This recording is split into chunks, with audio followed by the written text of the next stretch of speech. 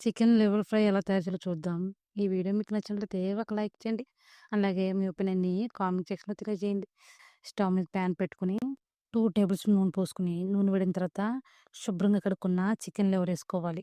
తర్వాత half tea spoon పసుపు, half tea spoon salt ఏసుకొని ఒకసారి బాగా మిక్స్ చేసుకోవాలి. స్టవ్‌ని మీడియం మీద సిమ్‌లో పెట్టుకుంటూ మూత పెట్టి మధ్య మధ్యలో కలుపుతూ ఒక 4, 5 నిమిషాల పాటు సిమ్‌లో గాని, మీడియం ఫ్లేమ్‌లో పెట్టుకొని చికెన్ లివర్‌ని ఉడికించుకోవాలి. స్టవ్‌ని సిమ్‌లో లేదా మీడియం ఫ్లేమ్‌లో పెట్టి మధ్య మధ్యలో కలుపుతూ ఇలా ఉడికించుకుంటే చికెన్ లివర్ అనేది లోపల దాకా బాగా ఉడికి టేస్ట్ అనేది బావుంటుంది. ఒక 4, 5 నిమిషాలు పైగానే మధ్య మధ్యలో కలుపుతూ ఉడికించుకోవాలి. ఒక 4, 5 నిమిషాల తర్వాత ఇలా చికెన్ లివర్‌లోనికి ఎక్కువ వాటరొస్తాయి. హాఫ్ టీ స్పూన్ అల్లం వెల్లుల్లి పేస్ట్ ఏసుకొని ఒకసారి బాగా కలిపి మధ్య మధ్యలో కలుపుతూ ఈ వాటర్ పూర్తిగా ఇంకిపోయేంత వరకు చికెన్ లివర్‌ని ఉడికించుకోవాలి. మూత పెట్టుకొని మధ్య మధ్యలో కలుపుతూ చికెన్ లివర్‌ని ఉడికించుకోవాలి.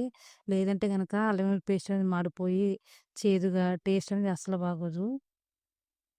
ఒక 4, 5 నిమిషాల తర్వాత ఇలా పూర్తిగా డ్రై అయిపోతాయి. తర్వాత ఇందులోనికి 1 టేబుల్ స్పూన్ కారం, హాఫ్ టీ స్పూన్ ధనియాల పొడి, half teaspoon garam masala, half teaspoon chicken masala ఏసుకొని ఒకసారి బాగా మిక్స్ చేసుకోవాలి. నేనిక్కడ చికెన్ లివర్ కొద్దిగానే తీసుకున్నాను కాబట్టి ఉప్పు, కారం అన్నీ తక్కువ తీసుకున్నాను. మీరు గనక ఎక్కువ తీసుకున్నట్లయితే ఈ ఇంగ్రీడియెంట్స్ అన్నీ ఎక్కువ యాడ్ చేసుకోవాలి.